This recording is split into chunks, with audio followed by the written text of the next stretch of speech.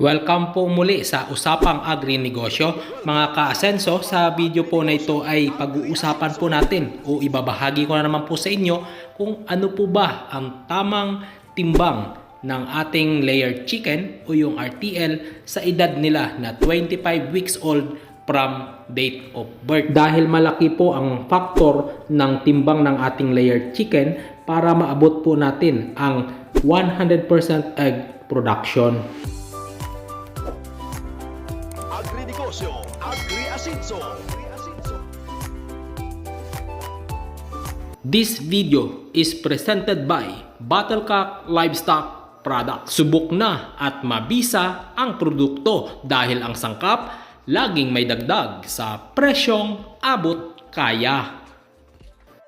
Sa video po na ito mga ka-asenso na ating pag-uusapan ay simpleng tips lamang ito pero malaking factor po ito upang makatulong na mabilis mangitlog ng 100% ang ating layered chicken sa edad nila na 24 months old to 25 months old from date of birth nito. Dahil tandaan po ninyo na ang RTL o layered chicken na dumating po sa inyong farm ay nagkakaedad po yan mostly ng 16 weeks old o 17 weeks old. Pero kung kayo po ay nasa Panay Island at sa amin po galing ang inyong manok, possible po na umaabot po yan ng 17 weeks old to 18 weeks old. Ito po ang isa sa factor na mas mapapaganda po natin ang quality ng ating RTL o yung katawan ng ating mga layered chicken na mangingitlog. Dapat po ang pagbibigay ng pagkain nito ay tinitimbang po natin. Dahil kapag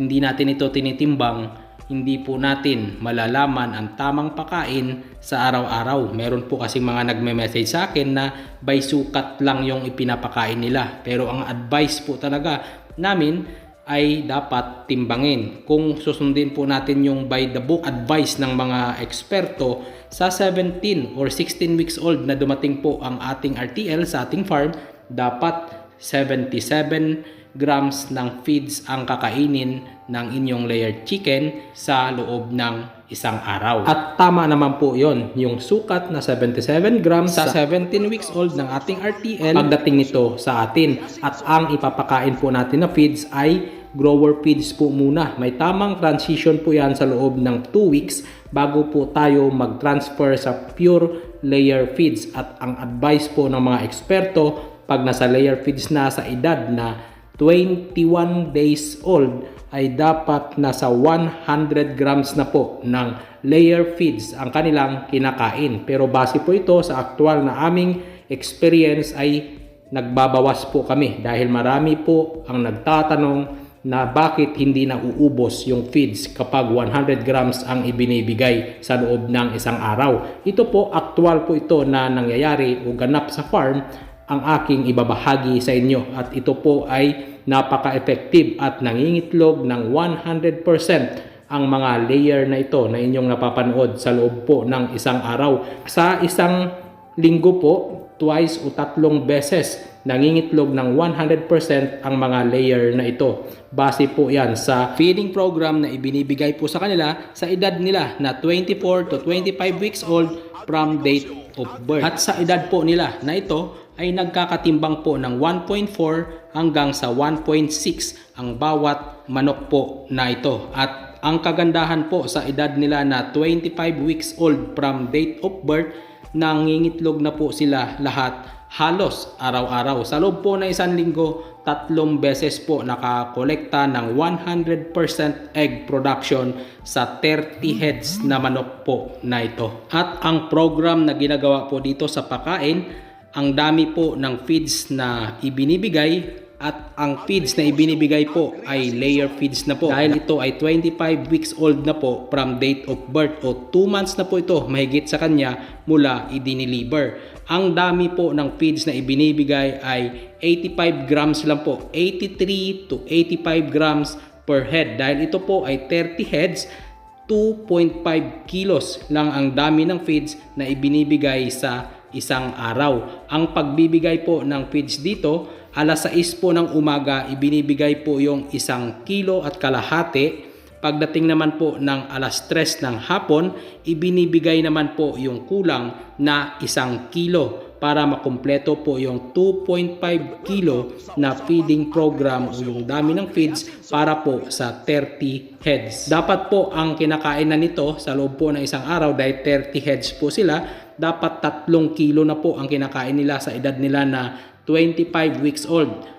Kung susundin po natin yung advice ng mga eksperto o yung nakasulat sa libro. Pero ito po, aktual po ito na aming natututunan sa aming farm at yan din po ang aming ibinabahagi po sa inyo para sundin nyo po ang aming program na ito dahil subok na po ito. Dahil nangingitlog nga po ito ng 100% sa loob po ng isang linggo ay 3 beses po nangyayari. The rest po na hindi po nakakuha ng 100% egg production, kumukuha po ng nasa 97% lang po o 96% yung the rest na 4 na araw na hindi po nakakaabot sa 100% egg production. Paano po natin maabot ang ganyan kadaming egg production?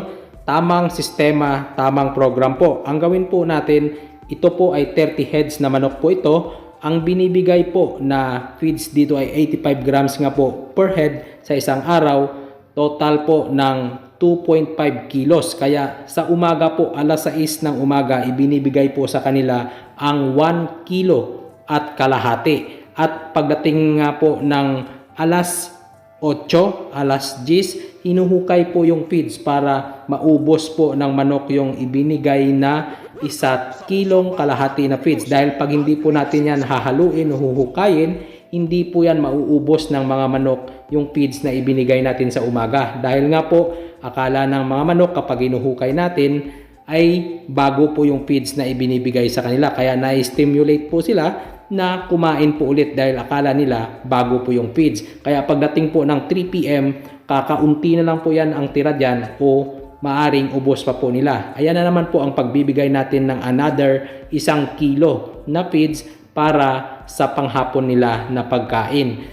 So, ang gagawin naman po natin pagdating ng alas 4, alas 6, huhukayin na naman po natin yan para pagdating po ng alas 8 ng gabi, ubos na po nila yung feeds na ibinigay po natin sa loob ng isang araw na may total na 2 kilos and half sa 30 heads na po. Bali, 85 or 83 grams per head po yan sa isang araw. Pagdating po ng alas 8 na wala na pong feeds o kakaunti na lang, pwede na po natin patayin yung ilaw para maaga po silang makapagpahinga. Dahil ang advice po talaga or by the book, ang pagpatay po ng ilaw ay 9 p.m. kapag laying na po ang mga manok. Pero ang practice po namin, alas 8 pa lang po, pinapatay na po namin para makapagpahinga po sila at makapag-prepare po sila ng pangingitlog kinabukasan.